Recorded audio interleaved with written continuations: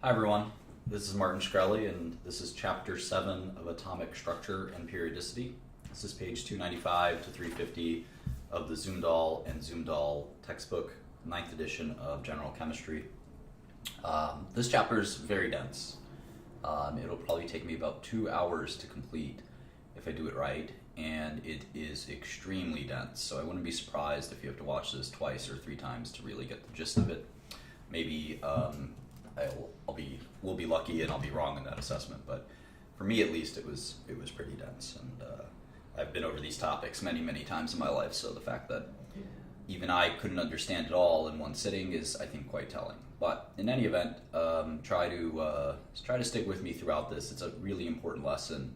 It's going to matter a lot as we progress into other areas of chemistry. So a lot of this lesson involves physics, so we're going to learn about some great physicists, and I think unlike maybe some of the other chapters, this will be a little more enjoyable. You'll hear about Einstein and Planck and folks that whose names are still extremely relevant even to this day. So anyway, without any further ado, we're going to talk about this sort of revolution that occurred in the 1900s in physics. And in essence, we had this sort of Newtonian physics, and you can think of that as I guess this is a tree, and this is Newton. That's the apple hitting him on the head, right? And we learn different laws of motion and things like that, and we call it Newtonian physics. Newtonian physics. And Newtonian physics isn't like simple or anything. It's pretty complicated, and you can spend a lot of time learning it in school. But the point is that we eventually evolved into quantum mechanics. And which isn't to say that Newtonian physics doesn't explain a lot of phenomenon on the sort of macroscopic scale, things that we can feel and touch and see. But on the microscopic scale, quantum mechanics tends to explain things a little bit better, and Newtonian physics can't really explain things on that very small scale, even on the atomic scale.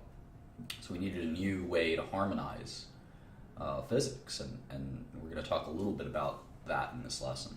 So one of the ways we're going to end up talking about that is by talking about light. And light's got a more serious name. We call it electromagnetic radiation. Electromagnetic radiation. And this is super interesting. There's lots of different kinds of electromagnetic radiation. In fact, the properties of electromagnetic radiation will be very interesting to you. So we get electromagnetic radiation from the sun. That's sort of the most obvious version. Light from the sun arrives at the earth, and that's sort of electromagnetic radiation in one way. When you go to the dentist, I go to the dentist a lot, and if your teeth look like this, like mine, you don't have many teeth, and they're all like misshapen and stuff, you have to have a lot of x-rays. That's approximately what my mouth looks like. That's the pharma bro right there. And if you have the x-rays, these are actually electromagnetic radiation too. You zap x-rays at you and you see if there's holes in your teeth, like mine have holes in them, and how to fix them. That's electromagnetic radiation as well. And how about a fireplace?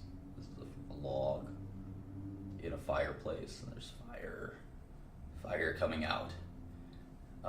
That fire, the heat from that fire, is electromagnetic radiation. Isn't that interesting? So there's all kinds of things like that, like a microwave. I only cook my food in a microwave because I'm a cheapskate. I'm eating rice-a-roni as we speak. Here's my microwave. Pharma Bro microwave. That's trademarked, copyrighted. And that heat coming from the microwave to my rice-a-roni is actually also electromagnetic radiation. So all of that is electromagnetic radiation. So let's talk about the properties. Let's talk about the properties of some of this electromagnetic radiation. So it definitely seems like that it comes in a wave. It comes in a wave. There's all different kinds of waves. There's waves like this. There's waves like this. and there's waves like Kanye West. Just kidding. But in any respect, there's a couple of properties of waves that I want to discuss. The first is a wavelength. And we represent wavelength using this Greek letter called lambda. And it looks like that. It's like I don't know what exactly it is, like an upside down Y, basically. It's an upside down Y. And anyway, wavelength is the distance between two peaks, which makes sense. This is sort of, the distance is lambda. The distance could also be represented by the troughs if you wanted, the same distance. And that kind of makes sense, right? This is wavelength. This is the length of the wave. And here you have a very short wavelength, right? And here you have a very long wavelength. That all makes sense. Okay, then we have something called frequency. Anyone like that REM song, What's the Frequency, Kenneth? I like that song. Anyway, the frequency is represented by a Greek letter called nu, which is just like a lowercase v. You're going to hear me say it's got a little tail here. It's a cool V. It's kind of like a very cool looking V, if you ask me. Anyway, the frequency is sort of the opposite, right? This is the number of times in 1 second that you have a full cycle. So this would be like 1 cycle, right? So how many cycles or waves per second? And so if you have a very low frequency, you're going to have a very high, if you have a very low wavelength, you're going to have high frequency and vice versa. And we know what kind of relationship that looks like mathematically. We get this. Wavelength times frequency is c, or the speed of light. Speed of light is a number you should also memorize very carefully. It's 2.9979 times 10 to the 8th meters per second. I think that's something like, 300,000 miles a second, I forget. But that's the speed of light in scientific System International units. And cycles per second, or frequency, we actually will often refer to that as hertz. It's sort of interchangeable. So anyway, we have to think about all of these things when we think about waves and quantum mechanics, and we'll get into that in more detail. So wavelength, we did discuss what that is, and that's the distance, right? That's the distance in a wave. Distance between the two peaks is that lambda. So this is kind of a cool graph. We're going to show you wavelengths in meters, actually wavelengths in meters. And here's a wavelength of one meter. And then we're going to do 10 to the second, or 100 meters. Then 10 to the fourth. And then we're going to do smaller lengths, like 10 to the negative fourth meters. What's that, like a millimeter roughly, right? And then we'll have this sort of band. We'll call this a band. Drake would say 10 bands, but I'm going to say 10 to the negative 7th bands. 10 bands, 20 bands, 10 to the negative 7th bands. OMG. Okay, 10 to the negative 8th, 10 to the negative 10th, and 10 to the negative 12th. And what are all these numbers? Well, they're different wavelengths, right? You can imagine this is like, what, a centimeter, probably? So it would fall like right here. So you could have one that's like this, and that's, I don't know, a couple centimeters. I have to draw it like 10 times bigger. This would be like, what, a decimeter or something. So anyway, we can't draw it here too much, but we can kind of draw the distance between, I'd say, here and maybe here. We can represent that computationally on this monitor. But anything bigger than that, I would have to have a big measuring tape. Anything smaller than that, the computers too can't draw small if you wouldn't be able to see it. So anyway, what's interesting is this band is actually the band of visible light. Visible light. Isn't that amazing? The only reason we can see each other is because there's electromagnetic radiation at this band, in this wavelength, 10 to the negative 7th, which is about a millionth of a meter, right? And it's interesting because we start with violet, we start with red, orange, yellow, green, blue, indigo, and violet. And each of these correspond to a different frequency. This is 4 times 10 to the negative 7th. This is 5, this is 6, and this is 7. So 7 is the color red, 6 is the color yellow, 5 is the color blue, 4 is the color violet. And you can see that at 10 to the negative 8, this is ultraviolet. You can't see this. Just like John Cena, you can't see me. And here is also John Cena. You can't see me, it's infrared. Oh, right here, infrared. And you certainly can't see everything else. How cool would it be if you could see all this other stuff? Well, what is all this other stuff? There's infrared, which I mentioned, sort of around here. And then next is microwaves. Microwaves, 10 to the negative second. Microwaves. How cool would it be if you could actually see microwaves with your eyes? It's something like X-Men could do, maybe. And here's radio waves. That would be cool too, if you could see radio waves with your eyes. You could see them. I don't think you'd be able to see anything, right? You'd see so many things around you. There's so much radiation around you. You'd see just a cloud of things. It'd be crazy. And then similarly here, you've got gamma rays, which are very destructive. And here you have X-rays, which also can be destructive. So that's fascinating to me, that we can only see this tiny band. I'll draw an orange so you can see this tiny band of all of this possible radiation. We pick up on what we call light. And light is just this little band. And that's kind of, to me, always seemed kind of cool. Always seemed kind of cool. Anyway, let's do a problem. They want us to come up with a frequency. They're saying that fireworks are due to the emission of light with wavelengths of 650 nanometers. What's that? We said that's like red, right? So these are red fireworks. This is 6 times 10 to the negative 7th. Around, I think that's around a nanometer. I think that's more of a micrometer, to be honest. But anyway, we want to calculate the frequency of red light of the wavelength 6.5 times 10 to the second nanometers.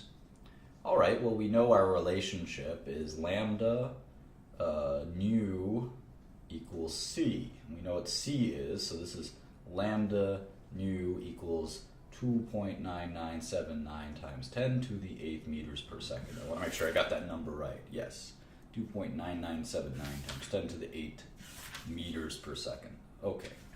So what is our wavelength? Well, they're giving us that too. They're giving us the wavelength we're going to plug that in here. So it's actually 6.5 times 10 to the second nanometers times nu equals 2.9979 times 10 to the 8th meters per second. This is a super easy problem because there's 3 components to the equation and they're giving us 2. So this is just algebra. I'm just going to divide by that, and it's going to be quite easy.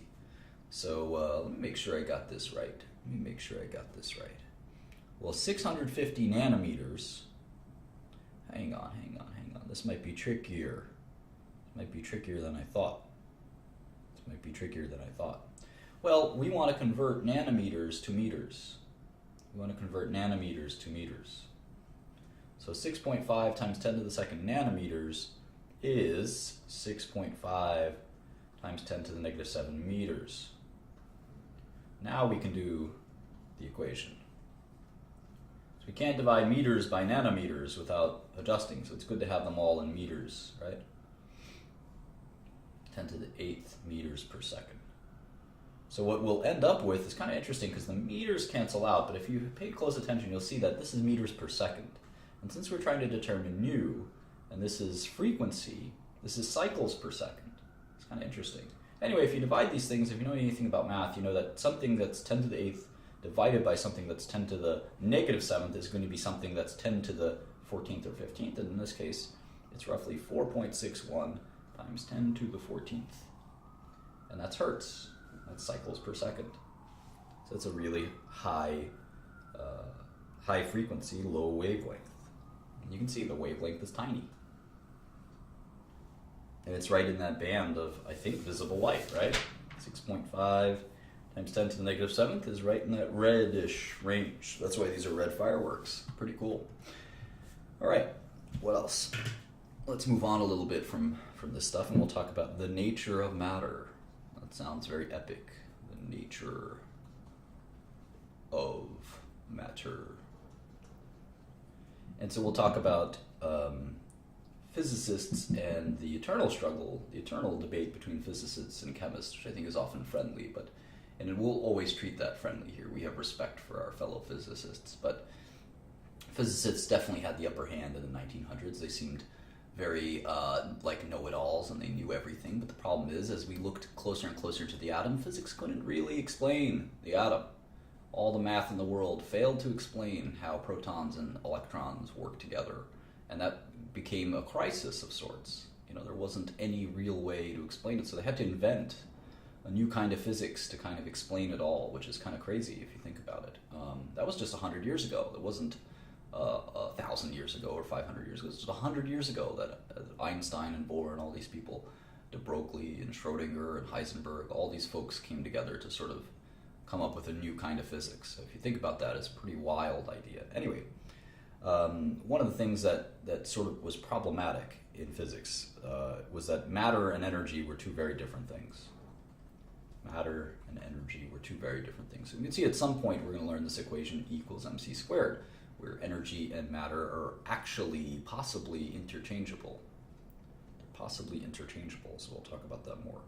But one of the things that we thought about for matter was that matter comes in particles, like atoms, right? Matter is just, like billiards, right? They're like billiard balls. Here's a billiard ball. I know it's supposed to be black, right? The 8-ball. That's a billiard ball, and these billiard balls would collide with other billiard balls. And basically, no matter how small these billiard balls were, matter was still made of these particles that we kind of thought of them as these billiard balls. And energy was different. Energy wasn't particulate at all. Energy was totally different. We thought about energy as a wave.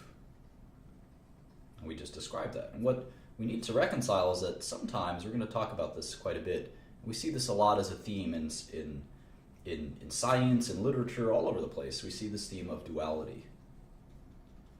This concept that actually maybe matter can behave as a wave and energy can behave as a particle.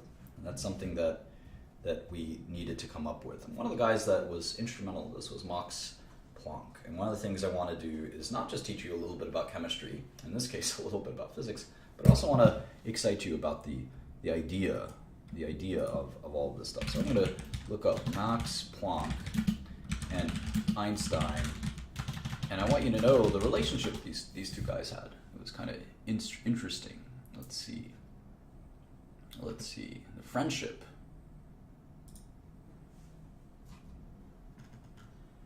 So here's Max Planck. It says here, Planck was an avid musician.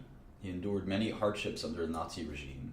Throughout much of his life, Planck maintained a strong relationship with Albert Einstein, both as a mentor and a professional colleague and as a valued friend. See more in the slideshow. So Max Planck is recognized for discovering Albert Einstein. He was his boy, if you will. And you can see here that they became close friends. And in fact, I think it was Einstein who sought out Planck. Anyway, I think it's fun to kind of to learn about these friendships and relationships and all these things. And Planck is still considered one of the greatest scientists of all time. So anyway, we'll talk about Planck in just 2 seconds. But he was a very important figure, and I find science much more fascinating when I learn some of the history behind the people. And we'll do a little bit of that in this lecture series. So in any event, Planck was doing some experiments, and what he found was fascinating. He found that, it may not be fascinating to you just yet, but it was a shock. It was a shock that he discovered this idea that matter, in this case, he was doing this thing with incandescence, but he found that matter was emitting energy in specific amounts.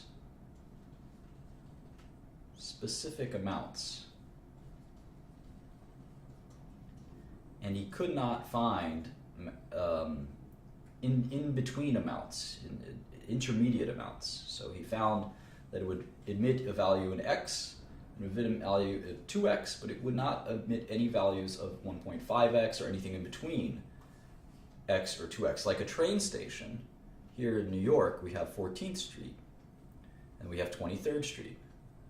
And the 6 train stops on either 14th Street or 23rd Street, but not in between. Never in between.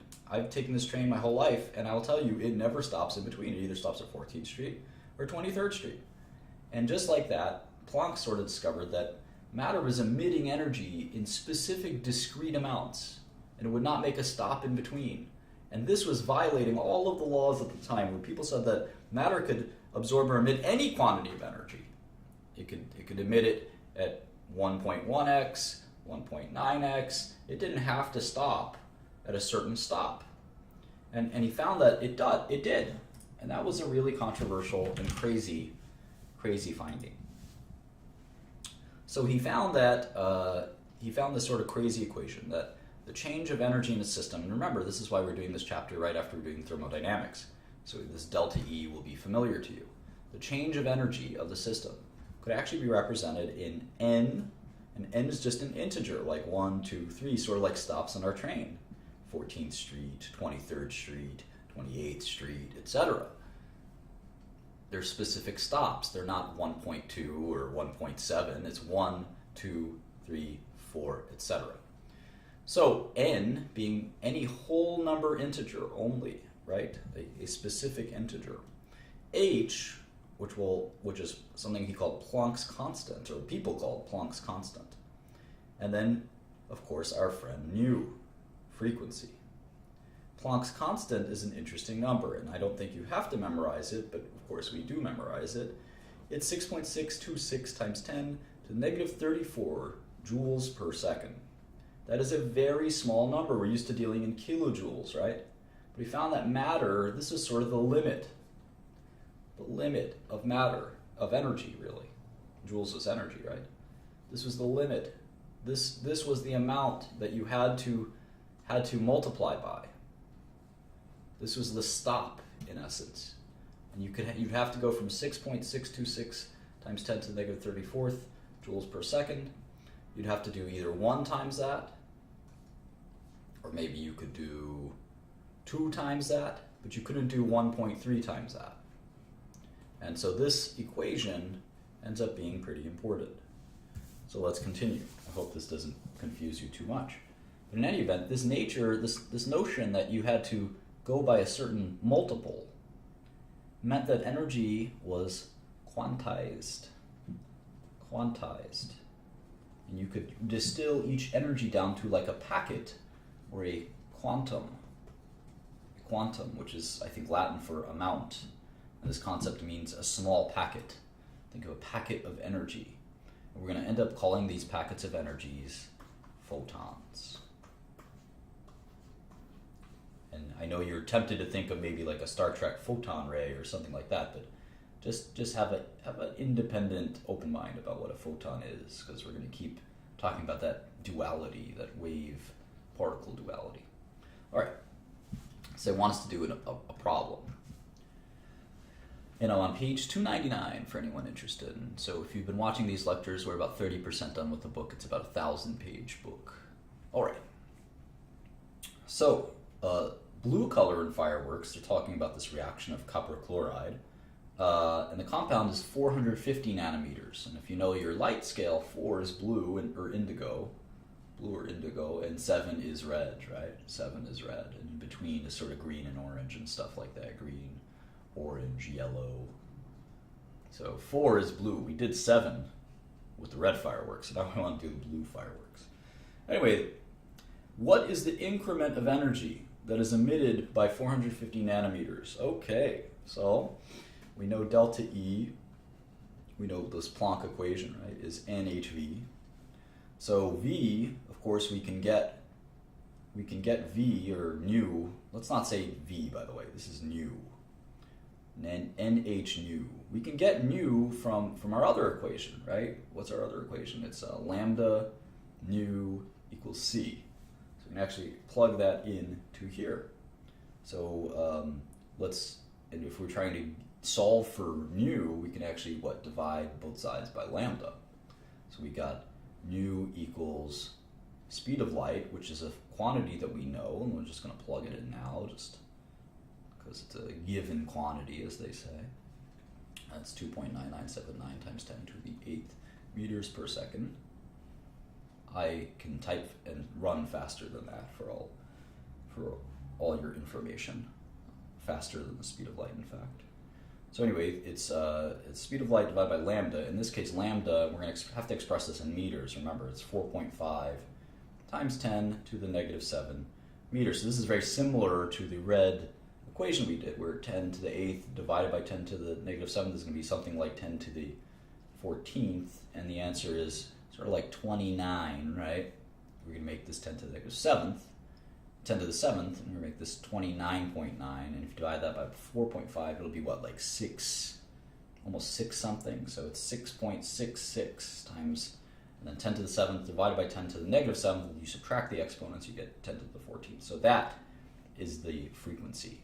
So now delta E is actually going to be equal to n Planck's constant, which is also a number we know, right? That was that 6.626, right? Times 10 to the negative 34th. So then we've got nu here, which is 6.66 times 10 to the 14th. So delta E is going to be hv, and let's worry about the quanta in a second. The integer numbers we know are just going to be 1, 2, or 3. So basically we can say delta E is equal to Planck's constant, which is 6.626 times 10 to the negative 34th joules per second, multiplied by our nu, which we designed or calculated to be 6.66 times 10 to the 14th. And so the answer there is going to be 4.41 times 10 to the negative 19th. Because when you multiply exponents, you add them. If you add these, it's going to be roughly this amount, 10 to the negative 19th. And the unit that survives is joules, as you can see. So that is, remember, because this is in seconds, so the seconds kind of cancel out. Nu is always going to be in seconds, cycles per second. So the joule survives, and that is the packet, the quantized packet of energy that's released in this equation. So it can only lose in this amount 1 times it, 2 times it, 3 times it, etc., but it can never be in between. It sort of stops like a train station. All right, that's pretty cool stuff. So Einstein then sort of had this proposition that all electromagnetic radiation itself is quantized, which was a crazy idea, because the idea was that electromagnetic radiation was continuous. It could be any wavelength, any frequency, and he sort of determined that that's not true. He sort of thought that electromagnetic radiation were a stream of photons. And if you know, like proton, neutron, electron, when you think of photon, you think, okay, here we go again. It's another billiard ball. It's like a particle billiard ball. It's got to look something like this. And that's where we again get to this whole particle wave duality. And you say photon, but you say, wait, I thought energy was like a wave. But it's both a particle and a wave, depending on how you look at it. And that's some crazy idea. So what he thought was that the energy of a photon, the energy of a photon was hv, or hc, over lambda. This is just a restatement, right, of basic theory that we've gone over.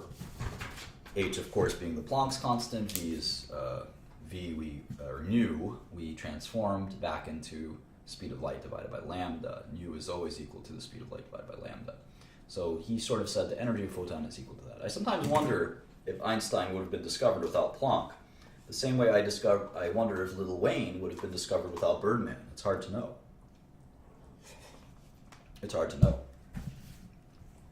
Let's pause for a second and talk about Einstein a little bit more.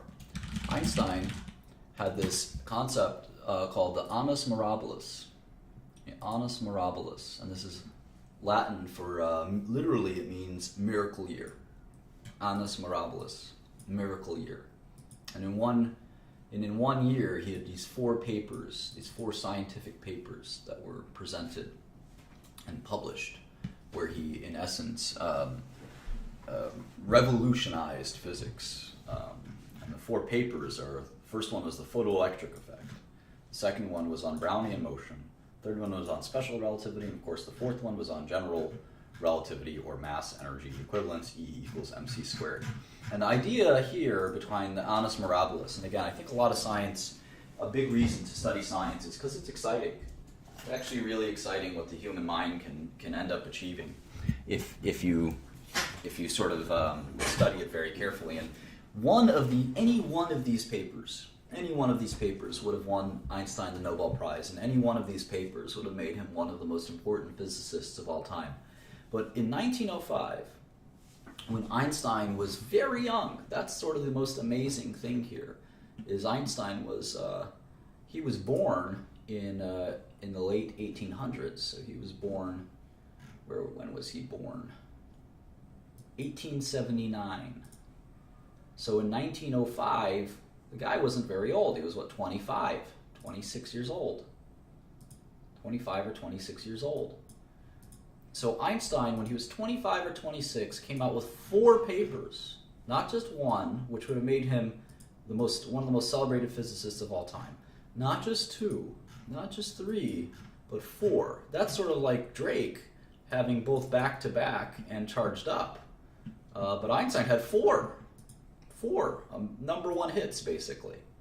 And nothing has ever been done like this since Einstein. So he really is the most famous scientist in the past, and very few in the annals of history ever led up to him. So studying Einstein is something I like to do in my spare time, and I would encourage you to do the same. And things like this are very mystifying and fun, and really energize you, I think, no pun intended, we're talking about photons, but energize you to learn more about science. So anyway, the first paper was the photoelectric effect. Photoelectric effect, and he did win the Nobel Prize for this. Photoelectric effect. And we're not going to go in crazy detail into this. Maybe we will, maybe we won't, but it's going to be a little bit of a pain, so we'll give it a shot. Again, we're not physicists here, but we do want to understand how the atom works, don't we? And part of that is becoming moonlighting to be a physicist. So in any event, there is a phenomenon when electrons are emitted from a metal. So here's a metal. Let's say this is, it's a red metal, but let's say it's steel or something, right? Here's some iron. And light, or our friend electromagnetic radiation, light, let's color it like this, strikes this metal, this iron metal. What ends up happening that's kind of interesting is you'll get electrons that get ejected and emitted when the light strikes it. We call that's the photoelectric effect. That's what it is. And so that phenomenon is kind of bizarre and surprising. So there are a lot of studies where if you change the frequency of this light, remember this light could be anywhere from 4 times 10 to the negative 7th with a blue light. It could be the whole spectrum from 4 to 7. It could be all this, the whole spectrum, continuous spectrum.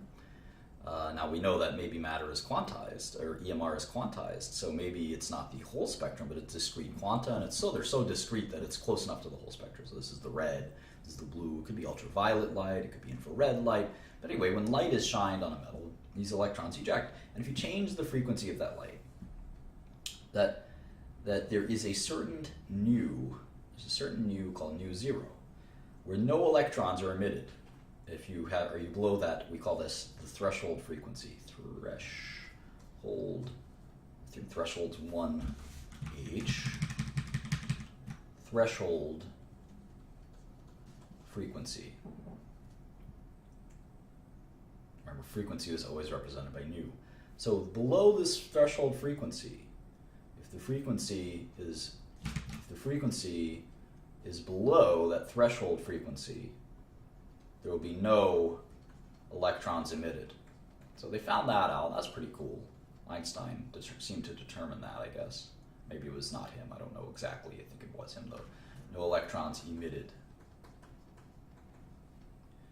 And then the other thing that's kind of interesting is that if you have light with a frequency lower than the threshold frequency, no electrons are emitted no matter what the intensity.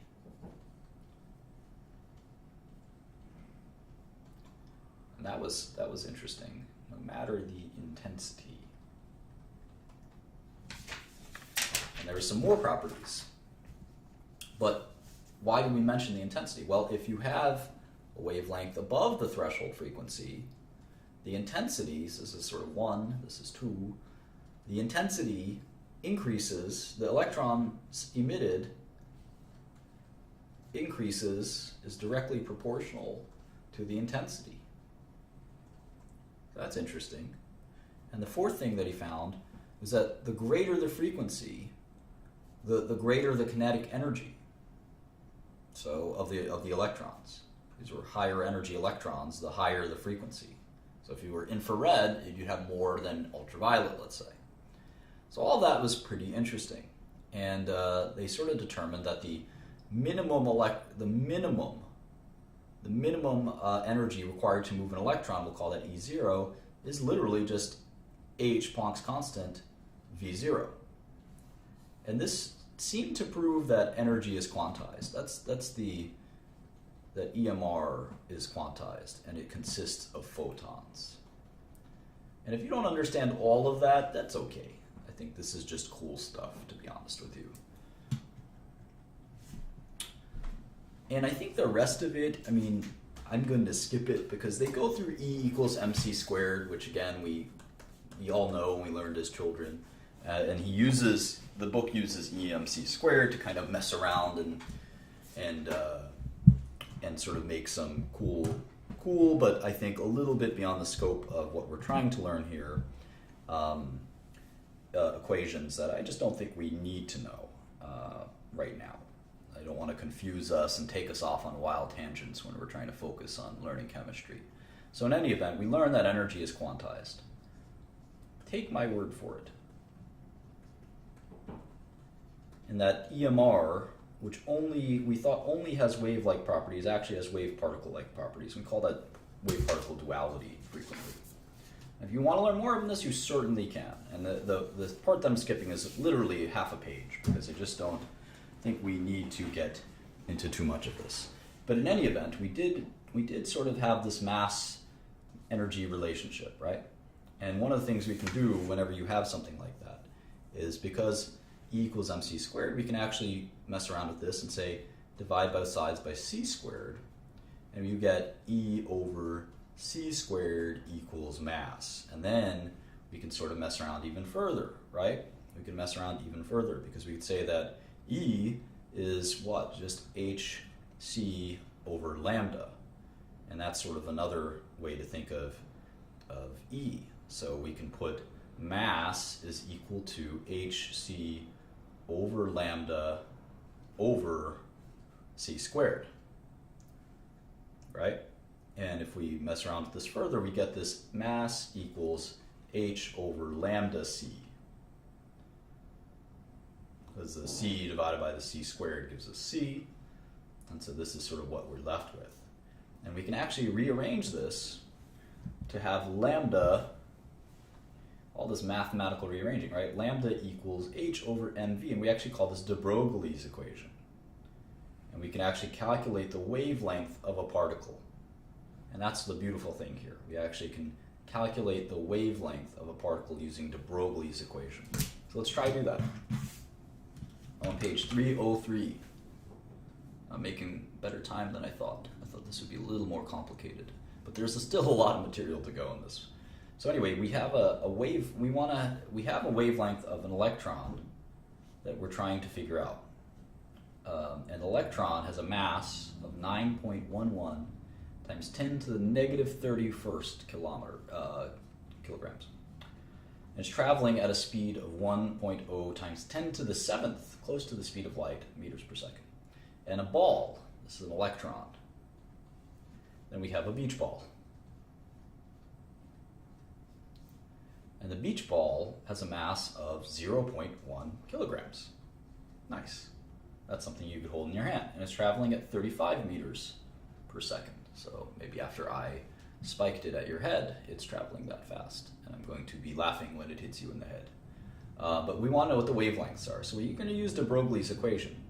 And de Broglie's equation is this crazy kind of rearrangement of several of these equations we've learned.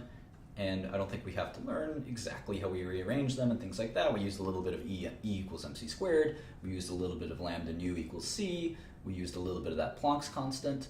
Energy equals hm nu.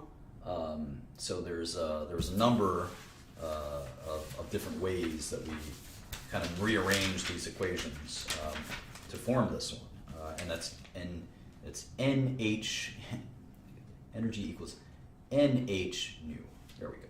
So anyway, we got de Broglie's equation at the end, which is lambda equals h over m nu. And so this isn't going to be too hard to figure this all out. We know what Planck's constant is, right? And we're solving for lambda, and we need mass, and we need nu.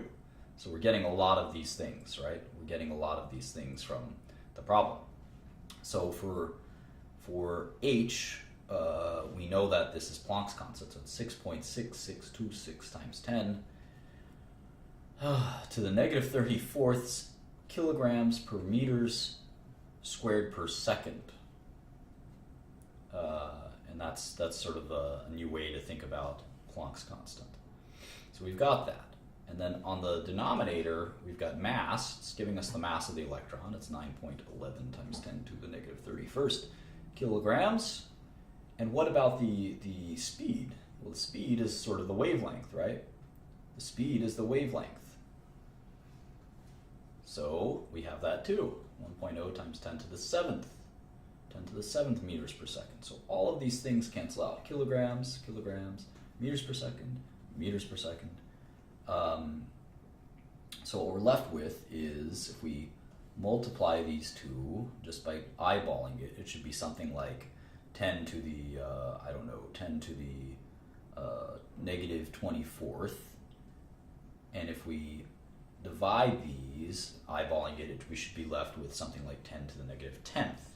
And so you do all the math, and you can do this in Wolfram alpha if you want, but the answer is 7.27 times 10 to the negative 11th. 10 to the negative 11th. Hang on one second.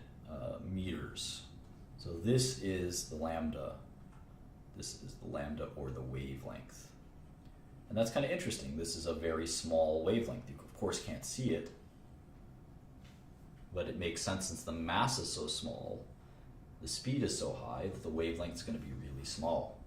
How about the beach ball? Well, the beach ball is going to be the same numerator, so we're going to put that over here, 6.626 times 10 to the negative 34th, and we're going to divide that by, well, let's see, 0.10 kilograms times 35 meters per second. It's going to be a little easier to calculate, right?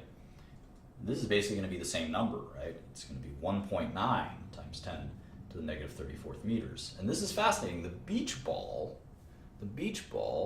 has a lambda, a wavelength, that's infinitesimally small. It's so close to just indescribably small, and I wonder why that is. Is it possible because it's such a big macroscopic object? Yeah. But it's funny that it has a wavelength. Even the beach ball, which is the most particle-like thing you can imagine. You hit the beach ball to your friend, it's a particle. It has to be a particle. It acts like a particle. But no, it actually is also a wave. It's a very, very, very tiny wave, and it's impossible to perceive it as a wave. But it's something that's really, really interesting. Anyway, let's talk about diffraction, because this is related to this concept.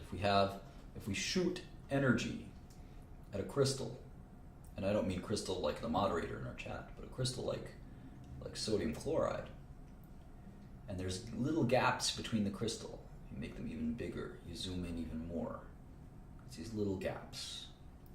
And that quantum of light can actually either go through it or bounce off of it and diffract. That's called diffraction. And we use diffraction, sometimes we use it called X-ray diffraction or X-ray crystallography. And in fact, we use this in pharmaceuticals. I'm doing X-ray studies on a crystal right now, crystallography. Because depending on the path it bounces off, we could say, well, there's something in its way. And we could keep mapping it by adjusting the beam a little bit. We adjust the beam and say, all right, instead of sending it at that many degrees, send it at that many degrees, and send it at that many degrees. And based on how it bounces off, we'd say, aha, that's where this nitrogen atom is. That's where this carbon atom is. And we can kind of structurally see things that are very, very small and normally impossible to see. And that's a really big part of chemistry and pharmaceuticals, for what it's worth. But in any event, we have this diffraction, and it's sort of funny. If you have the beach ball, the atoms are so tightly packed that I think those wavelengths is so small that I don't know that you could have that diffraction. So in any event, we can speculate and think about that more. And the book on page 304 talks about constructive interference and destructive interference, which turns out to be somewhat important. We have these waves that are in phase. This is called in phase, when waves are kind of overlapping. Am I doing it right? Yeah. And then you have out of phase, when they're like this. This causes destructive interference. When they're in phase, this is constructive interference. And there's a lot of physics stuff, but it's pretty cool because it tells us a little bit about how matter exists and how we see it and we perceive it. And if you love that kind of stuff, physics could be for you. Physics definitely could be for you. And you can love physics and chemistry at the same time. It's not independent. And I know a guy who studied quantum chromodynamics, and he's a medicinal chemist, so go figure. Anyway, let's go to page 305. And we've been talking for quite a long time. We're only up to section 7.3. That's why I said this could take as long as an hour. And I don't know how long we've been recording, but I think it's been a little while. So anyway, we're going to talk next about the atomic spectrum of hydrogen.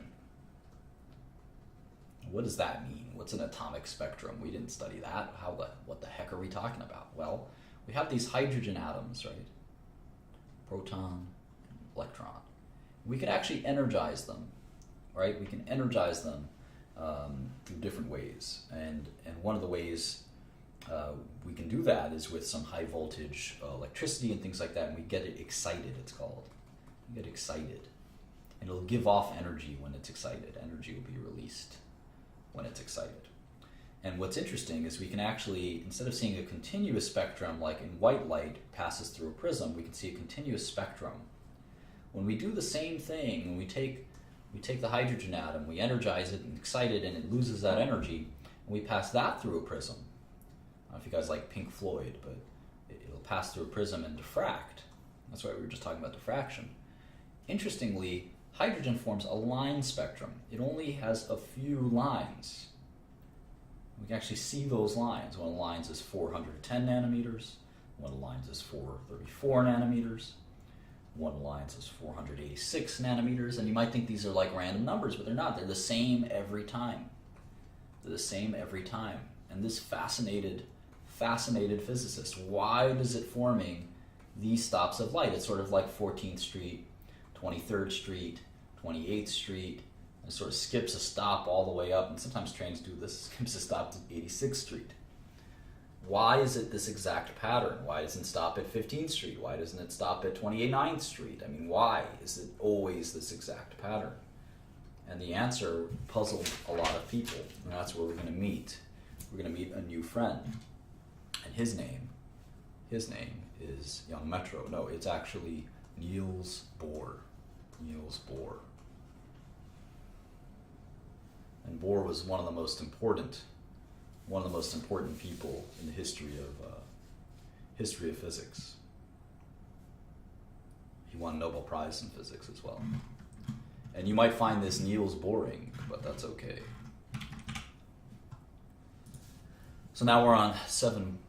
We're on page 306, and we're going to talk about the Bohr model. The Bohr model. And Bohr, like many people, was confused. He said, well, how do you have a hydrogen atom that has a proton in the middle and an electron on the outside that's negatively charged? Why doesn't it always just crash in? Why doesn't it just crash into the nucleus? Why doesn't that happen? And that puzzled me as a child when I was 5 or 6 years old. I'd say, okay, I kind of get it that you've got this electron that's kind of spinning around the proton, but why doesn't it crash in? And my dad said, don't worry about it, it goes in an orbit like the sun. And that's what Bohr thought, and both Bohr and my dad were wrong. That's not it. That's not what happens. That's not what happens. But we use some classic classic physics to sort of say that how can it revolve around it? Because if it's revolving around it, it's accelerating, and something can't accelerate forever. Electrons obviously go at very high speeds, but it can't constantly accelerate, and if it's constantly accelerating, it should lose energy, and that's not what happens. So there's a lot of kind of issues with classical physics. Like if you think about these as beach balls and billiard balls, this is totally insane. This can never happen. And so you think about angular momentum, and you can twist your brain around and try to understand how this phenomenon occurs. And it all becomes clearer. It all becomes clearer when we actually have these quantifications and these spectra, and we think about them as energy levels. Now, obviously, electrons don't go around in orbits. We learned that they kind of have this cloud, this probability type situation. We're going to learn more about that in a second. But what Bohr calculated is that the energy levels available to the electron and the hydrogen atom are sort of quantized in a way that makes a lot of sense. He's got this number, negative 2.178 times 10 to the negative 18th joules, far smaller than the Planck constant. And then he's got this kind of crazy equation, which is z squared over n squared. This is pretty beautiful mathematically, because he said that the z is the nuclear charge. Nuclear charge. And he said the n is just an integer. The n is an integer like a number, the energy level. So you have n numbers of energy levels, and those n numbers are kind of infinite, and we're going to go through that. And we know what happens when n becomes infinite in this scenario. In this scenario, any value will approach 0, if that makes sense. So when n is 1 and z is larger than 1, we have quanta. We have a sort of a multiple. But as n goes higher, we lose that multiple. So this is going to be very interesting. So obviously, as n approaches infinity, if you know a little bit of math, any denominator as it approaches infinity, the value of that equation will be 0. It'll approach 0. So I just mentioned that. So let's think about it in a different state. Let's think about it in what we're going to call the ground state. And if you don't understand everything about this, don't worry. I think it'll come clear to you, especially if you read it over again, especially if you have a copy of the book. So the ground state is the first state, and that's where n is going to be equal to 1, and n squared is still 1, right? And 1 squared is still 1. So we've got this energy equals this kind of magic number, which Bohr calculated, negative 2.178, some number you need to know, times 10 to the negative 18th joules, right? And remember, he's got the z squared and he's got the n squared. In this case, though, the n squared is 1. The n squared is 1. What's the z squared? Well, a positive charge is 1, because that's the nucleus charge is 1 plus 1, 1 proton.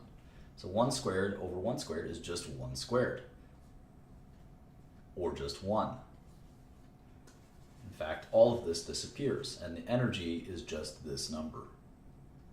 That is the energy at the ground state. So you could actually calculate this. And then you could calculate it if energy is 6. It's just 1 squared over 6 squared, which is 1/36. And you can multiply this guy by 1/36. And you can multiply it by 1/25. And you can multiply it by 1/16. And you can multiply it by 1/9. And then 1/4. And then it's just 1. Those are the sort of 6 energy levels that you could apply to this number that Bohr derived.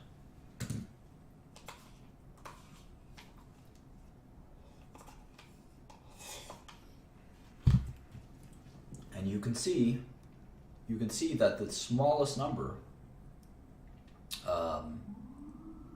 is going to be here. The smallest number, and when n is 1, the electron has a more negative energy.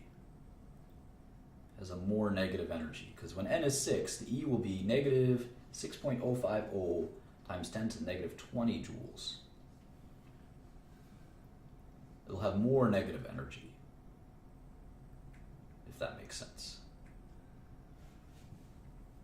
So at the energy state of the ground state, when n is equal to 1, the atom will lose energy.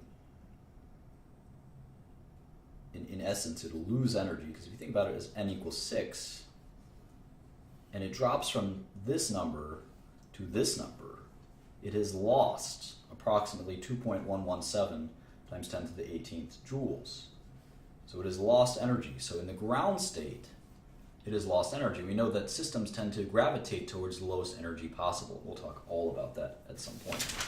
And we can calculate emitted protons and energy and things like that. And I don't think that it's necessary for us to do that, but I think it's pretty interesting nevertheless. Again, a lot of this is quite technical, and I don't think we're going to need to know much of it. But it's still fascinating and fun to learn the intricacies of the atom. So we're going to go to 7.5, and we're going to talk about the quantum mechanical model of the atom. This is page 310. Now remember, this was such a historic time for physics, and it really disrupted a lot of the ways we think of the world around us, and that's why we still talk about Einstein. So, at this point, Bohr was wrong. Newton might have been wrong. Much of these older physicists were wrong. We needed a new group, and we had these soldiers. They were like the G unit of the time. We had Heisenberg, we had de Broglie, and Schrodinger. And I'll leave it up to you to tell us which one is 50 Cent, but these guys changed the game. Just like Young Money, Cash Money changed the game for rap. Heisenberg, de Broglie, and Schrodinger. And these guys came up with quantum mechanics, and they're credited with it. We've seen Heisenberg from that TV show, Breaking Bad, so you've seen this name around. We'll talk about Heisenberg's theories in a second.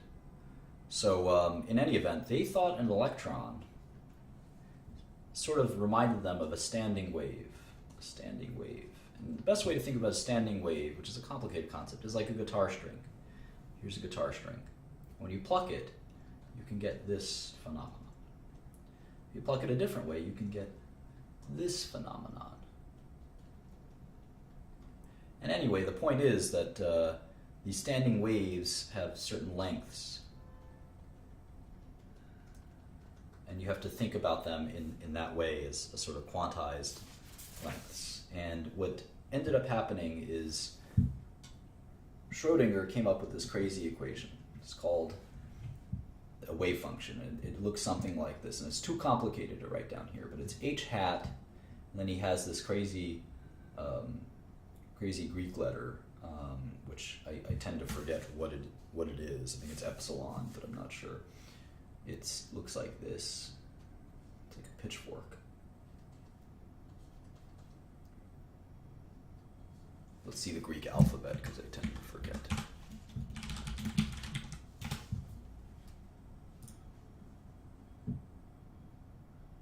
It's psi. Sorry about that. There it is. And this psi is called a wave function. And psi takes arguments, just like a computer program might, called from h hat, and this is called the operator. And when we solve it, we get the same wave function, and we're able to analyze it for a particular value of e.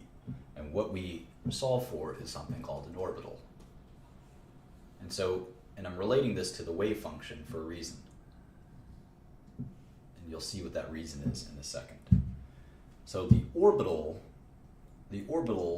explains to us how and where the electron will be, which is pretty crazy. And in hydrogen, we have that electron, we have an orbital around it, and we're going to try to predict, using Schrodinger's equation, where that electron might end up at any given moment. Will it be here? X marks the spot. Will it be here? Will it be here? Will it be here? And this Schrodinger equation actually lets us do that, which is pretty incredible. And so, can this equation tell us where an electron is and how fast it's going? And the answer is, amazingly, it's no. And Heisenberg proved that. Heisenberg had Heisenberg's uncertainty principle. And it's actually a mathematical equation, which is pretty amazing. It's delta x multiplied by delta mv, and you'll recognize mv, of course, or m, I think it's m nu, is greater than or equal to h, which is Planck's constant, times divided by 4 pi. So this is actually not, it's not new. I think this is velocity. Mass times velocity. So change in mass times velocity multiplied by the change in the uncertainty of a particle's position, so these are both uncertainties, is always going to be greater than Planck's constant. So we can never determine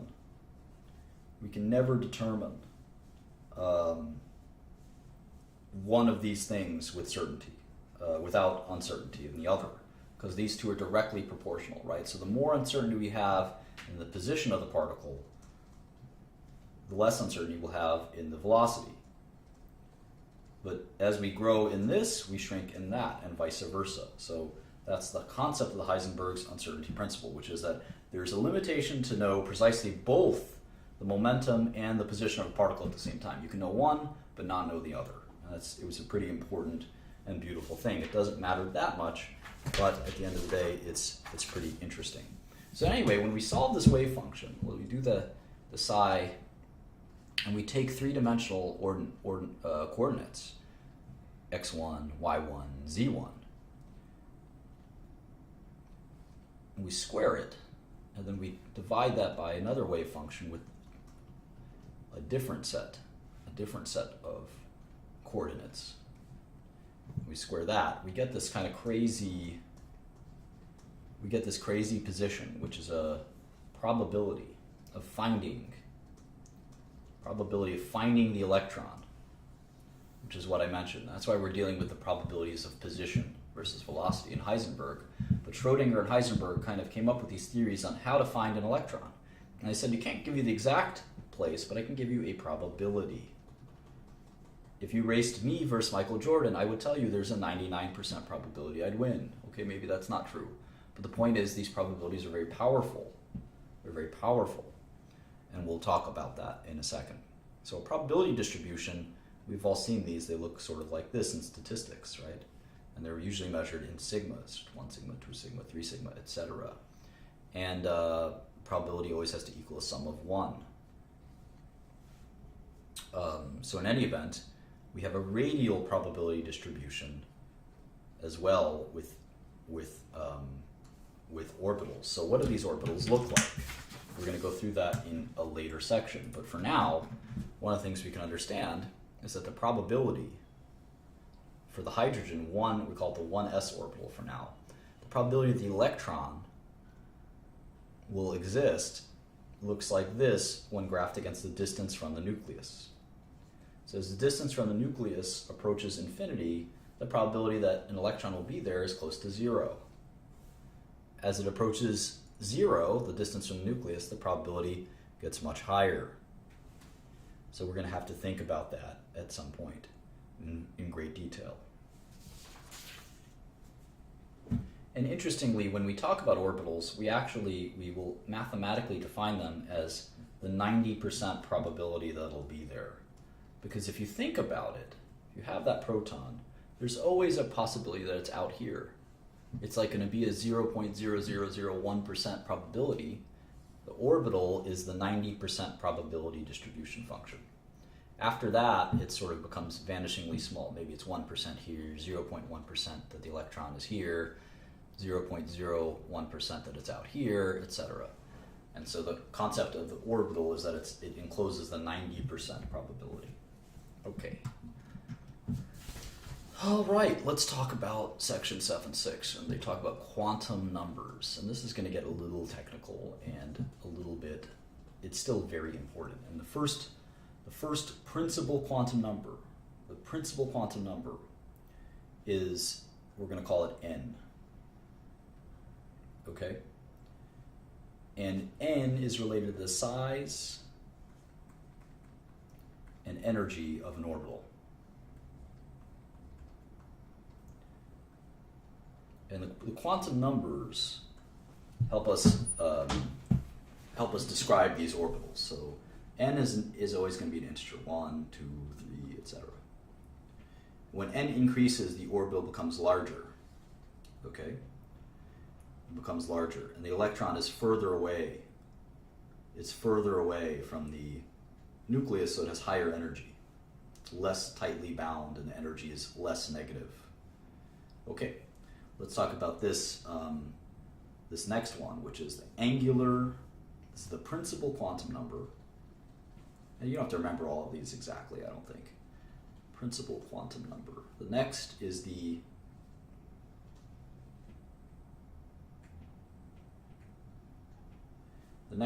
angular momentum quantum number.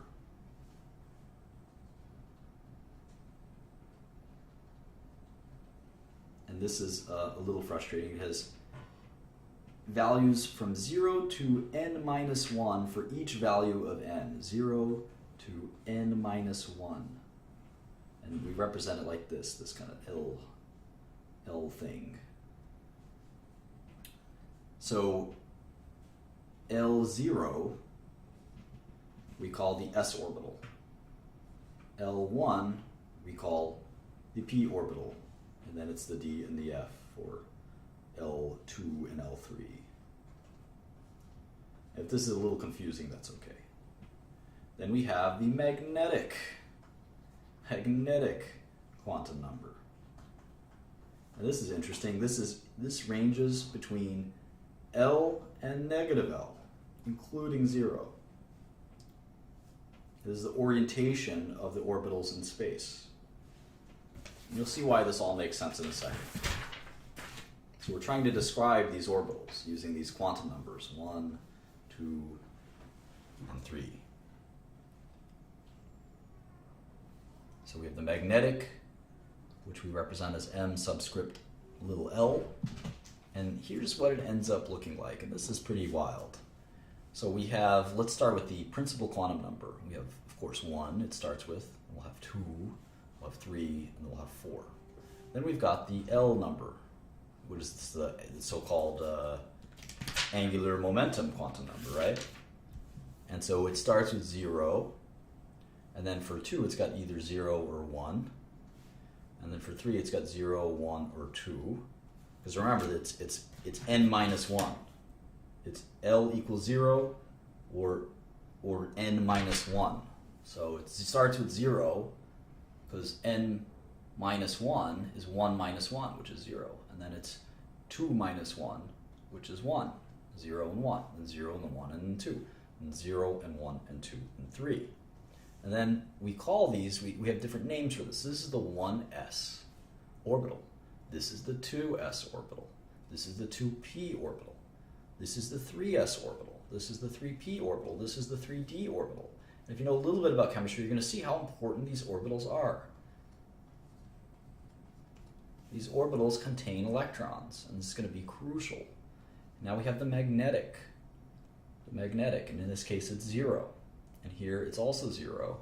But here it's -1, 0, or +1. And this is just amazing stuff if you go back and read this after you learn the next section or two. It's going to take some time to sink in, but you'll find this really satisfying mathematically and chemically. And so how many orbitals are there? Well, in this case it's 1 orbital. In this case it's 1 orbital. The s orbital is 1 orbital. Each orbital contains 2 electrons, and we'll talk about why. And here there's 3 orbitals. So if you think about this, this matches perfectly with hydrogen. There's 1 orbital, they hold 2 electrons each. So the valence is 2. So the first shell takes 2. And here the first shell takes 8. The next shell takes 8, because they're 2 each. And 4 times 2 is 8. And this is why we have the octet rule. It all makes sense in quantum mechanics, using these crazy numbers. And I think that this is a really beautiful result. Here it's the same thing. It's 1, 3, and then 5. Here it's 1, 3, 5, and 7. And we're going to talk all about how this works. So let's talk about orbitals and their shapes. They actually have 3-dimensional shapes. And the 1s orbital, so this is 7.7 shapes. The 1s orbital looks like this. It looks like a sphere. It's a little more dense in the middle. It's a little less dense. You can think about it like that. As you get to the edges, it's less and less dense. So maybe like you do like this.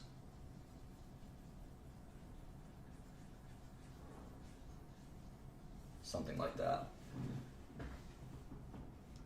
The 2s orbital is a ball as well, except it has a node. It's pretty interesting. There's sort of this node where there's no electrons that'll be found in that node. That node is that empty space. And if this is complicated or crazy to you, it is absolutely crazy. It is absolutely crazy. There have been a lot of people who make fun of quantum mechanics for being totally insane. And a lot of this stuff is totally insane. But experimentally, we found it to be true. So this is the 2s orbital. This is the 1s orbital, if you will. And the 2s orbital is much bigger than the 1s orbital. The p orbitals have an even funnier shape. They kind of look like dumbbells. They're often represented as dumbbells. And remember, there's 3 2p orbitals. This is the 2p x orbital. It's oriented along the x-axis.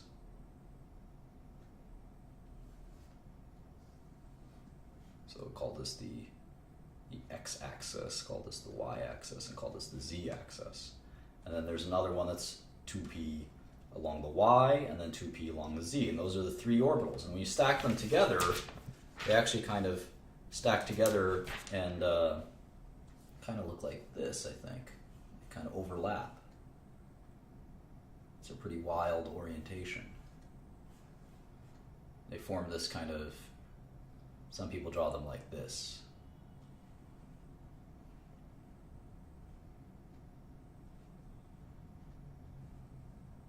Kind of looks like a flower petal.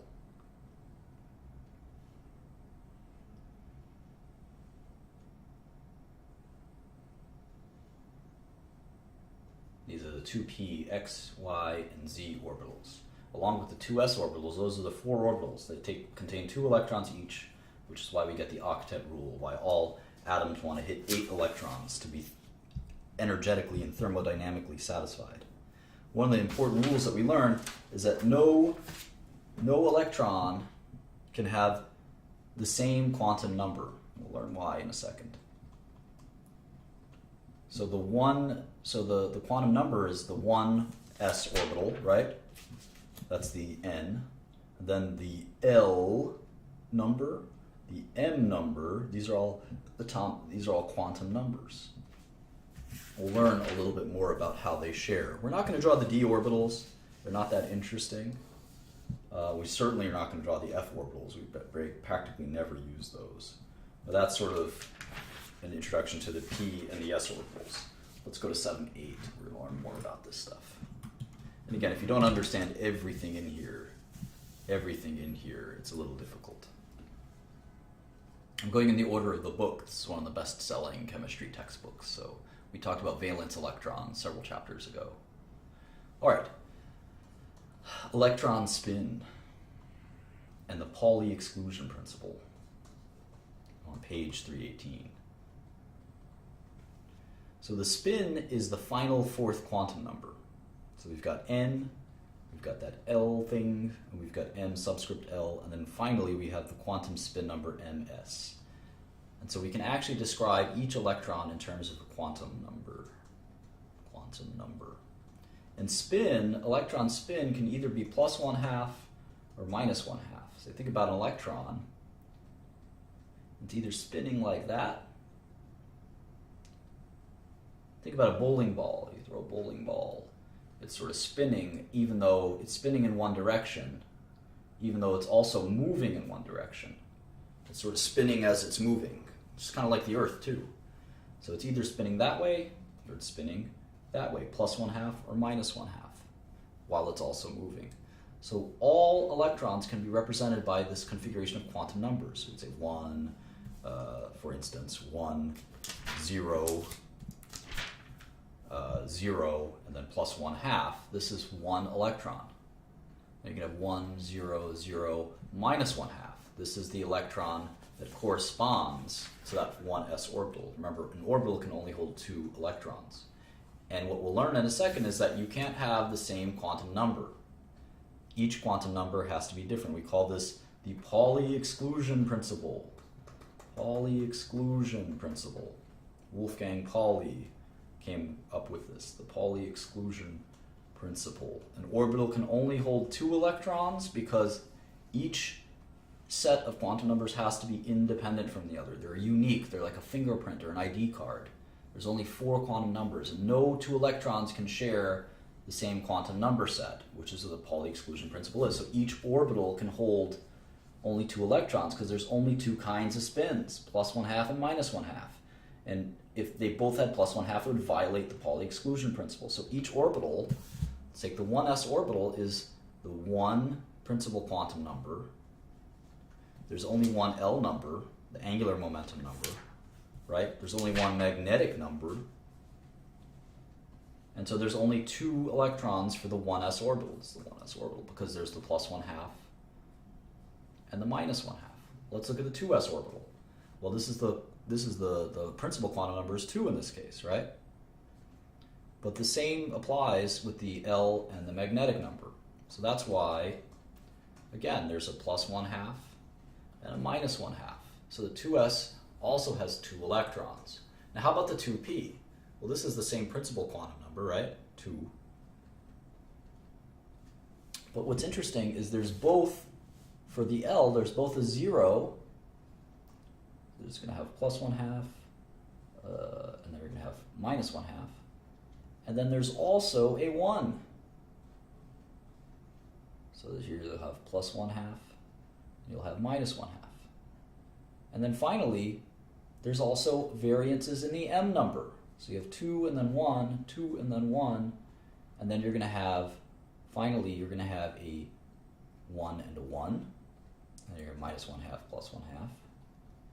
So we got 2, 4, let's see here, do we got this all right?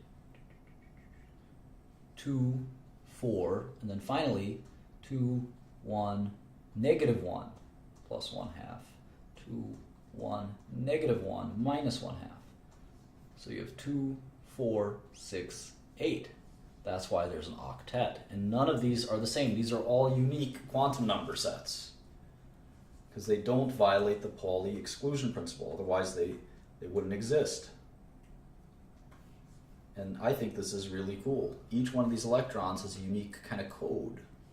2, 0, 0, +1/2. 2, 1, -1, -1/2. And all this makes sense in deep, complex mathematics that we can't necessarily understand in this course, but is a really cool kind of concept. I think it's amazing.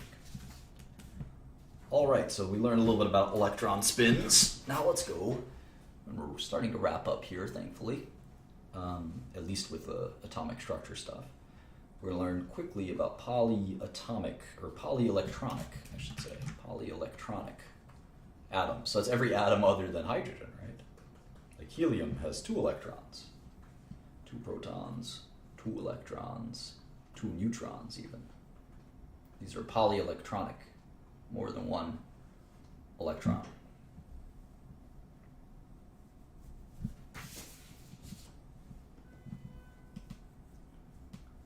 So one of the issues is you have these 2 electrons that are independent, right? But they sometimes may collide with each other, or at least repel each other, right? Because opposites, the same charge will repel itself, 2 negative charges. So what happens if these guys approach each other? What does that look like? What does that look like? And there is a problem that occurs in that regard. And so if you have sodium, you have 11 electrons. You have 11 electrons flying around the nucleus. I'm not going to draw all 11, but you get the gist. And so one of the things that's important is that you just have to think about how these electrons feel, in essence, and all the forces that they feel.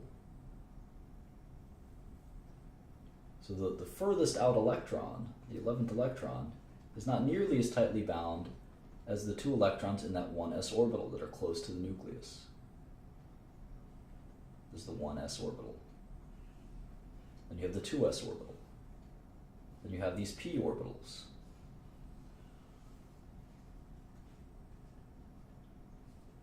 Right?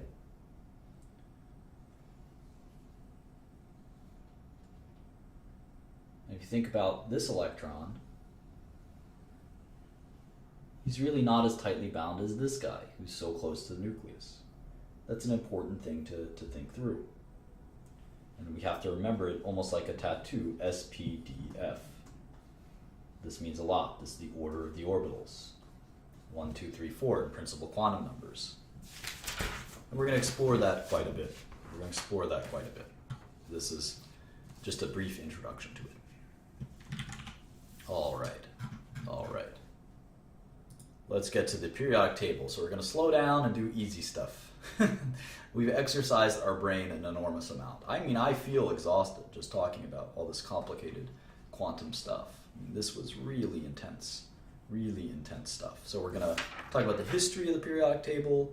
We're going to learn the Aufbau principle. We're going to learn more about electrons, and we're going to cool down, as they say in exercise, to some trends in the periodic table.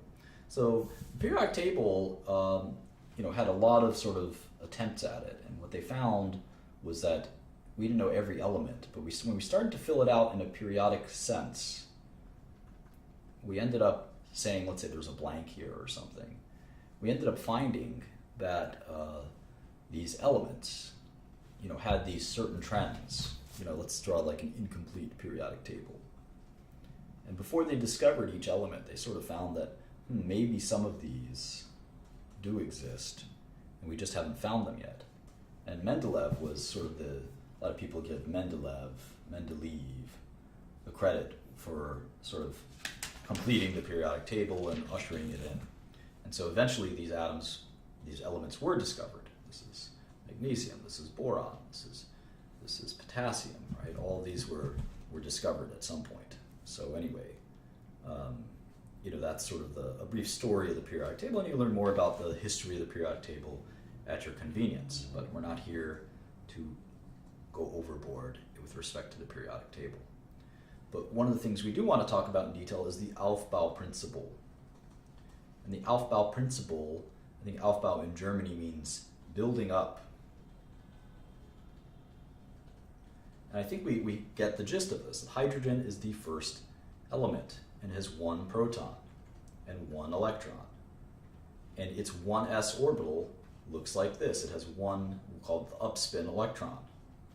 When we go to helium, it's got 2 protons, 2 neutrons, and 2 electrons. And its 1s orbital looks like this, up, down. Notice that it doesn't go into the next orbital. This is the 2s orbital. The 2s orbital is empty because we have to go in order. It builds up. It's the Aufbau principle. Okay, let's go to the next element. Lithium. Lithium is the 3rd element. It's got atomic number of 3, so it's got 3 protons and 3 electrons. It's got 3 electrons, 2 in the first 1s orbital, and 1 in that 2s orbital. So it goes like this, up, down in the 1s, and then just up in the 2s. Okay, what about the next one? Beryllium. This is similar. Its 1s is up, down. Its 2s is, what do you guys think it is? Up, down. All right, now this gets interesting. Boron has got the 1s, the 2s, and then of course there's these 3 orbitals, the p orbitals. The 2px, the 2py, and the 2pz. And we do the same as the last element, and we add 1 electron in the p orbital. Now the next one is the hardest one to understand, carbon. How does this one look? We've got the 1s, which is full, and then the 2s, which is full. And then how about the 3 p's? Where does the next one go? Now you would ordinarily think, because boron has this 2p orbital with 1 electron, you would ordinarily think it would go into the 2px column, but it actually goes into the 2py column. And then the next element fills in the 2pz column. It's just got 1 upspin in all of the p orbitals. And then finally, the next element, this is nitrogen, by the way. The next element is, of course, oxygen.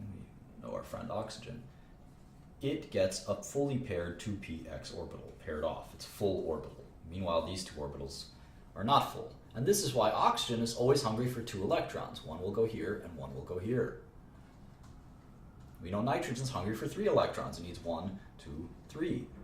We know that carbon needs 4 electrons, or it could lose these 4 electrons. Either way, plus or minus 4. We call that tetravalent.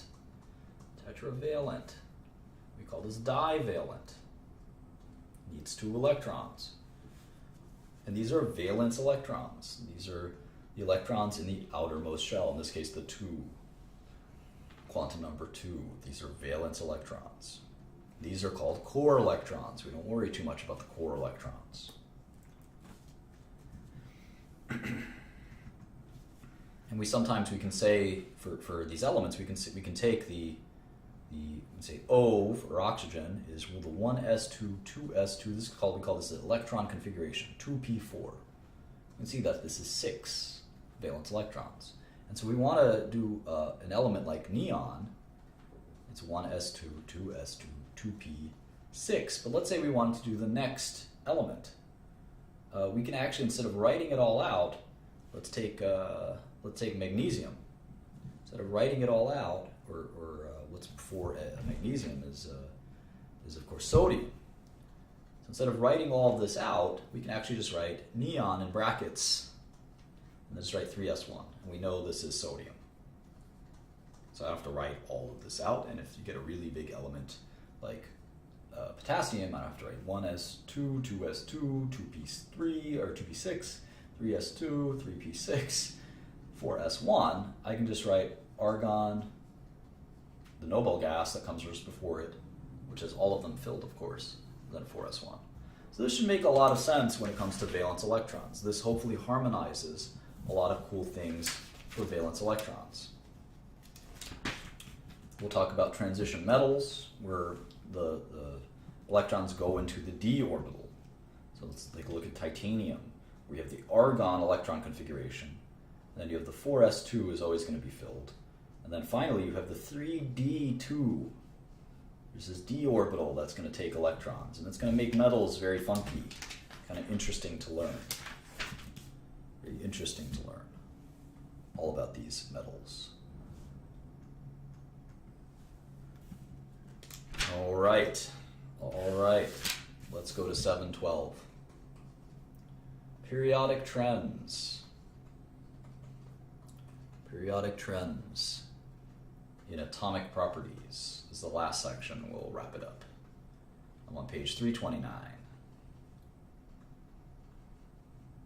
All right, the first trend we're going to talk about is ionization energy.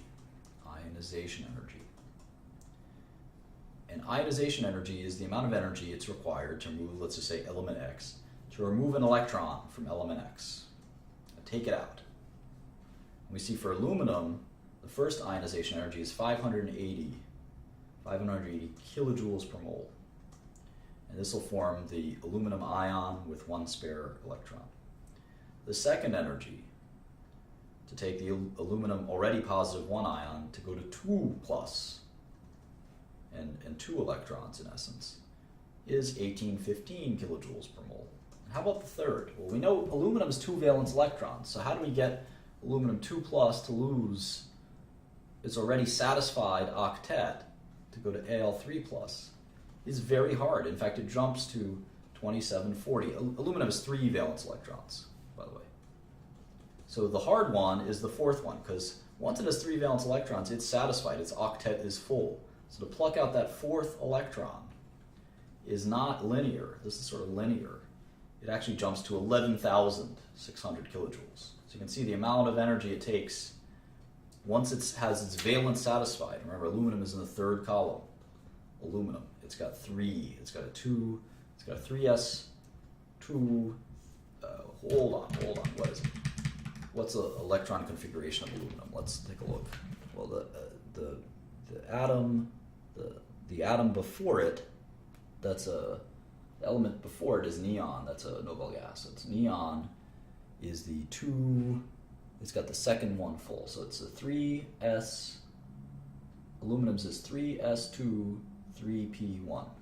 That's the electron configuration. It's got 3 valence electrons. So removing each valence electron takes some energy, but removing the 4th, which would be the neon's 2p6 electron, that's practically impossible. Neon is going to be very happy with its octet, so removing it's practically impossible. It takes a huge amount of energy. So that's an important concept of ionization energy. Each successive ionization energy requires more and more energy, and for happy, quote-unquote, happy elements, it requires an enormous amount. So it's basically impossible to remove the valence, the atom that's satisfied with its full octet. So think that through. And of course, it's easier to remove. It's easier to remove an atom's electrons if it has multiple shells. So an atom, let's say lithium, is the what? It's the 2s1, right? It's a 2s1. But if you go all the way down to sodium, potassium, rubidium, and cesium, lithium has 3 protons and 3 electrons. Cesium has 55 protons and 55 electrons. So removing the 55th electron, even though these have the same kind of valence electrons, they both have 1 valence electron, removing the 55th is a little easier. So the ionization energy here is 382 kilojoules per mole, where up here it's 520. So it takes a little bit more energy to remove that valence electron. And that makes a ton of sense. And we tend to see the opposite with electron affinity, which is the opposite. And so atomic radii is another sort of concept here. Certainly the cesium has a large atomic radius since it has 55. That's sort of self-evident. And we'll talk about trends in the periodic table with respect to individual groups, like the first group, which we call the alkali metals. They all have similar properties. These guys: lithium, sodium, potassium, rubidium, cesium. And what's fascinating is, we'll learn more and more about this, is that they have very similar properties because they have the same number of valence electrons. Anyway, that's chapter 7. I hope you enjoyed it. A lot of material, very dense. I encourage you to read chapter 7 over and over again if you don't understand everything I said. Read it slowly. There's a lot of resources on the internet, like Khan Academy. You can watch this video over and over again. I definitely don't think that you should give up if you don't understand it. There's a lot of other books. I have some other basic general chemistry books. This is the Hill-Petrucci Prentice Hall chemistry textbook. This is Chemistry the Easy Way. There's some books will explain things a little bit differently, and if it may not click in one book or one video teacher, you may click with another one. So keep trying, and that applies to even parts of the lesson. So I hope that you enjoyed this and it stimulated your interest in this field, and I'll see you guys later. Thanks.